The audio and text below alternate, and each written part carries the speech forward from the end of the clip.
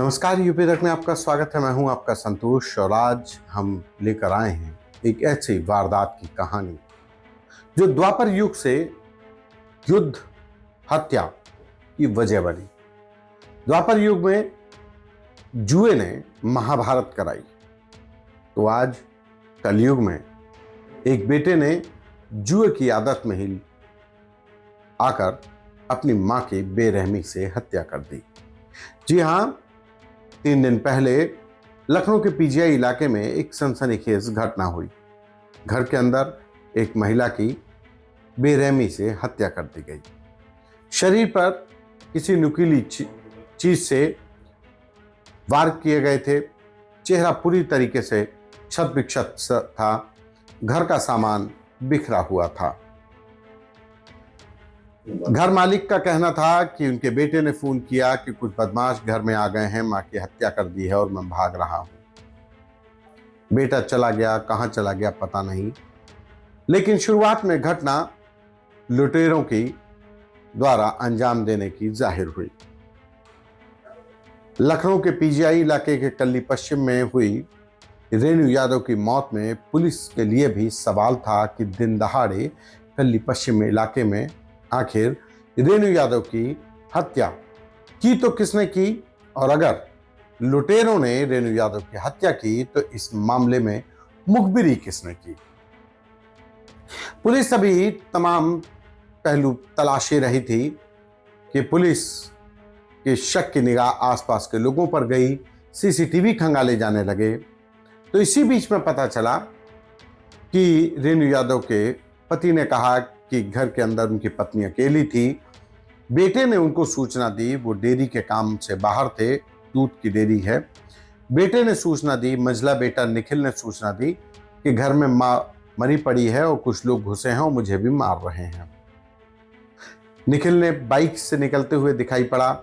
उसने अपने फतेहपुर में रहने वाले मामा को भी फोन किया कि मामा, कुछ लोगों ने मां की हत्या कर दी है, मैं भाग रहा हूं, मैं बाइक से हूं, वो लोग मेरा पीछा कर रहे हैं।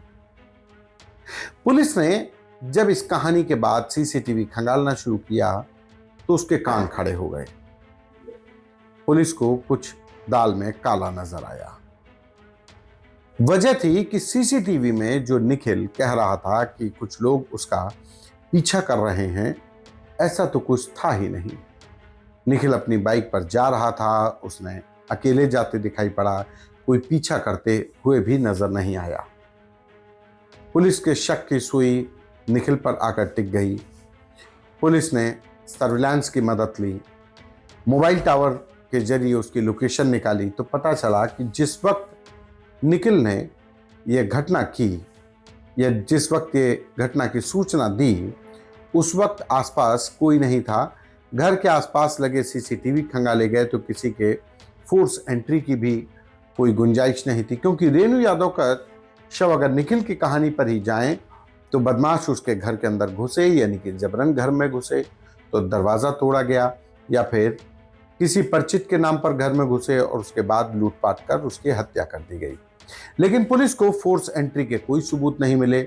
दूसरी तरफ मंझला बेटा निखिल शक के दायरे में था। उसकी कहानी में पुलिस को तमाम झोल नजर आने लगे। पुलिस ने पोस्टमार्टम के लिए शव भेज दिया, सर्विलांस की टीमें लगा दी गईं और निखिल को हिरासत में लिया गया। निखिल रेणु यादव का मंझला बेटा था। 20 साल का निखिल पढ़ाई लिखाई करने के साथ जब पुलिस ने उसके शौक देखे, उसकी हॉबीज देखी, उसके मोबाइल को खंगाला तो उसको एक और शक का कारण नजर आया। निखिल के पास मोबाइल में कई बैटिंग एप्स थे। बैटिंग गेम आप समझते हैं, ऑनलाइन जो जुआ खिलाते हैं, देसी भाषा में कहा जाए ऑनलाइन जुआ खिलाने वाले ऐप थे। यहीं से पुलिस को शक हुआ। पुलिस ने अपने ढंग से पूछताछ की तो पता चला कि निखिल बैटिंग ऐप के जरिए एक बड़ी रकम हार चुका था और बैटिंग की रकम हारने के बाद उससे तगादा करने वाले, उसकी वसूली करने वाले लोग आ रहे थे। बैटिंग में पैसा लगाने के लिए भी उसने कुछ लोगों से उधार लिया था, जिसके बाद उसने जो लोग से उधार लिया वो लोग पैसा मांग रहे थे, जो बैटिंग ऐप पर में जो पैसा हारा था उधर से चारों तरफ से वो कर्जे में टूट चुका था। अब कर्जा चुकाना था तो उसने एक योजना बनाई कि घर में वो माँ के जेवर चुरा कर बेच देगा और बेची रकम जो मिलेगी उससे अपनी लोन अदा कर देगा। 3 अक्टूबर को भी कुछ ऐसा ही था। निखिल प्लानिंग के तहत घर के अंदर था, वो अपनी माँ के जेवर चुरा रहा था कि अचानक उसकी माँ आ गई। माँ आ गई तो निखिल हड़बड़ा गया, उसको लगा कि उसकी माँ ने उसको देख लिया है और अब वो इसकी शिकायत पिता से कर देगी, बाकी लोगों को बताएगी, उसकी पोल खुल जाएगी कि वो घर में चोरी कर रहा था। आवेश में आकर निखिल के ऊपर इतना दबाव था बैटिंग ऐप के लोगों का पैसा अदा करने के लिए, या इतना उस जुए के लती हो गया था कि उसने पेचकस उठाया और पहले अपनी माँ को पेचकस से गोद डाला। माँ खून से क्षत विक्षत हो गई, खून से लथपथ हो गई, अचेत होकर गिर गई घर के अंदर, कमरे के अंदर।